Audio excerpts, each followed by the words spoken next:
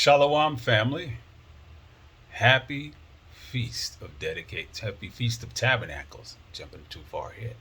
Hope you're enjoying the first opening of the Feast of Tabernacle. I pray that your house is filled with the peace of Yahweh, Yahushua HaMashiach. I pray that you're in good health and that you're increasing in wisdom. Today's reading is the Wisdom of Solomon, chapter 2. Let's get into it. For the immoral said, reasoning with themselves, but not aright, our life is short and tedious, and in the death of a man there is no remedy. Neither was there any man known to have returned from the grave. For we are born at all adventure, and we shall be hereafter as though we had never been. For the breath of our nostrils is as smoke, and a little spark in the moving of our hearts, which being extinguished, our bodies shall be turned into ashes, and our spirit shall be vanished as soft air. And our name shall be forgotten in time, and no man shall have our works in remembrance, and our life shall pass away as the trace of a cloud, and shall be dispersed as a mist that is driven away when the beams of the sun, and overcome with the heat thereof. For our time is a very shadow that passeth away, and after our end there is no returning. For it is fast sealed, so that no man cometh again. Come on, therefore, let us in delight the good things that are present, and let us speedily use the creatures like as in youth. Let us fill our costly wine and ointment, and let no flower of the spring pass us by. Let us crown ourselves with rosebuds before they be withered. Let none of us go without his part of our voluptuousness. Let us leave tokens of our delightfulness in every place, for this is our portion, and our lot is this. Let us oppress the poor righteous man. Let us not spare the widow, nor reverence the ancient gray hairs of the aged. Let our strength be the law of equity, for that which is feeble is found to be nothing worth. Therefore, let us lie in wait for the righteous, because he is not for our turn, and he is the clean contrary to our doing. He upbraided us with our offending the law, and purposes to our infamy the transgressings of our education.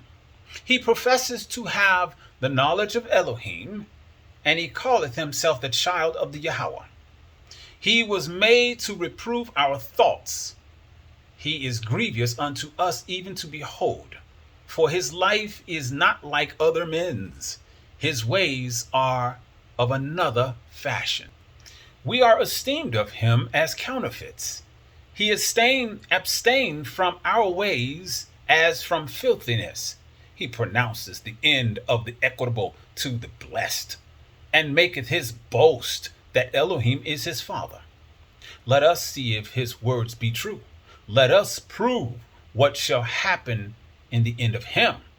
For if the equitable man be the son of Elohim, he will help him and deliver him from the hand of his enemies.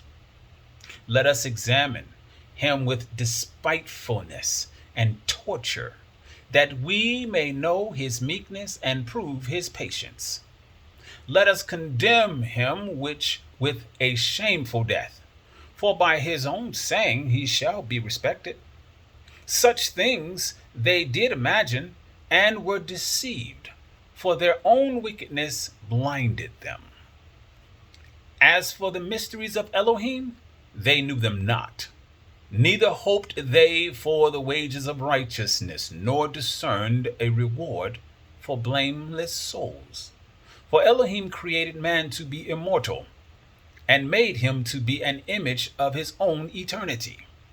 Nevertheless, through envy of the devil came death into the world, and they that do hold of his side do find it. Read to you Wisdom of Solomon 1 through 20. Wisdom of Solomon chapter 2, 1 through 24. This is the book of the prophetess Judith, also known as Judith, chapter 2.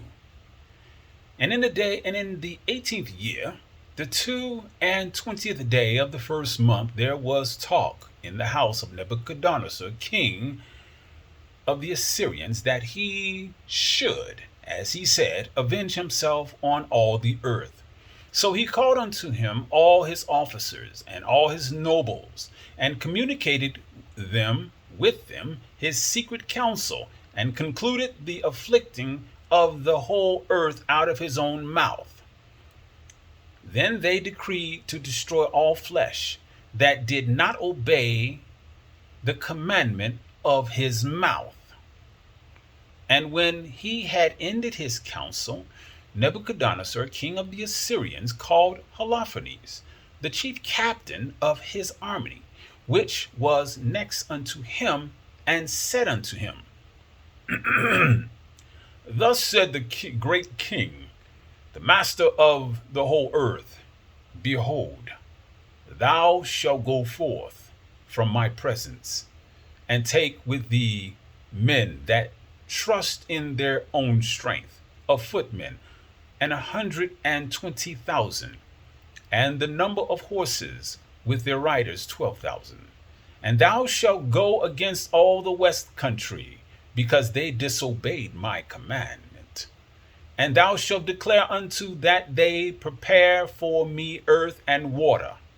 For I will go forth in my wrath against them, and will cover the whole face of the earth with the feet of mine army, and I will give them for a spoil unto them, so that their slain shall fill their valleys and brooks, and their rivers shall be filled with their dead till it overflow.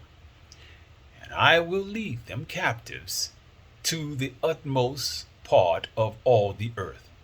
Thou therefore shalt go forth, and take beforehand for me all their coast, and if they will yield themselves unto thee, thou shalt reserve them for me till the day of their punishment. But concerning them that rebel, let not thine eye spare them, but put them to the slaughter, and spoil them wheresoever thou goest. For as I live, and by the power of my kingdom, whatsoever I have spoken, that will I do by mine hand. And take thou heed that thou transgress none of the commandments of thy master, but accomplish them fully, as I have commanded thee, and defer not to do them. Then Holofernes went forth from the presence of his master, and he called all the governors and captains and the officers of the army of Assur, and he mustered the chosen men from the battle, as his master had commanded him, unto 120,000 and 12,000 archers on horseback. And he ranged them as a great army is ordered for the war. And he took camels and asses for their carriages, a very great number, and sheep and oxen and goats without number for their provision, and plenty of victuals for every man of the army, and very much gold and silver out of the king's house. Then he went forth in all his power to go before the king Nebuchadnezzar in the voyage, and to cover all the face of the earth westward with their chariots and horsemen and their chosen footmen. A great number, also sundry countries, came with them like locusts, and like the sand of the earth, for the multitude was without number. And they went forth of Nineveh 3 days, expedition toward the plain of Beth-thelith. And they pitched from Bechthilith near the mountain which is at the left hand of Upper Cilicia. Then he took all his army, his footmen, and his horsemen, and chariots, and went from thence into the hill country, and destroyed Fud and Lud, and spoiled all the children of Rasi, and the children of Israel, which were toward the wilderness, at the south of the land of the Chileans. Then he went over to Euphrates, and went through Mesopotamia, and destroyed all the cities, all the high cities that were upon the river Arbonai, till ye come to the sea. And he took the borders of Cilicia, and killed all that resisted him, and came to the border of Yephet, which were towards the south over against Arabia. He compassed all the children of Midian, and burnt up their tabernacles, and spoiled their sheepcotes. Then he went down into the plain of Damascus in the time of wheat harvest, and burnt up all their fields, and destroyed their flocks and herds. Also he spoiled their cities, and utterly wasted their countries, and smote all their young men with the edge of the sword. Therefore the fear and dread of him fell upon all the inhabitants of the seacoast, which were in Sidon and Tyrus, and them that dwelled in Sur and Osina, and all that dwelt in Yeman, and they that dwelt in Azotus and Ascalon feared him greatly. That is Yehuda chapter 2, 1 through 28. Psalm chapter 3. A psalm of David, when he fled from Absalom his son. Yahweh, how are they increased that trouble me? Many are they that rise up against me.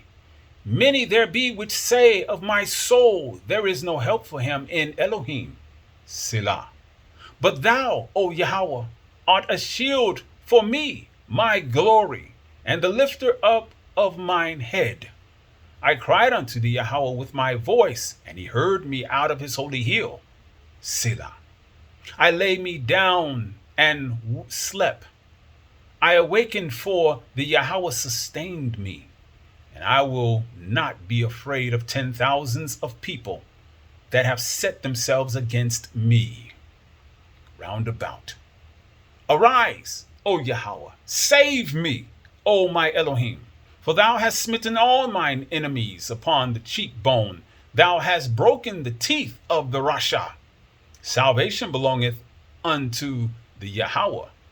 Thy blessing is upon thy people. Selah. Psalms chapter 4. To the chief musician in Nijinoth, a psalm of David. Hear me when I call, O Elohim, my Sikinu. Thou hast enlarged me when I was in distress. Have mercy upon me and hear my prayer. O ye sons of men, how long will ye turn my glory into shame? How long will ye love vanity and seek after leasing? Selah. But know that the Yahweh hath set apart him that is righteous for himself. The Yahweh will hear when I call unto him. Stand in awe and sin not. Commune with your own heart upon your bed and be still. Selah. Offer sacrifices of righteousness and put your trust in the Yahweh. There be many that say, who will show us any good? Yahweh, lifteth thou up the light of thy countenance upon us. Thou hast put gladness in my heart, more than in the time that their corn and their wine increase. I will both lay me down in peace and sleep, for thou, Yahweh, only makest me dwell in safety.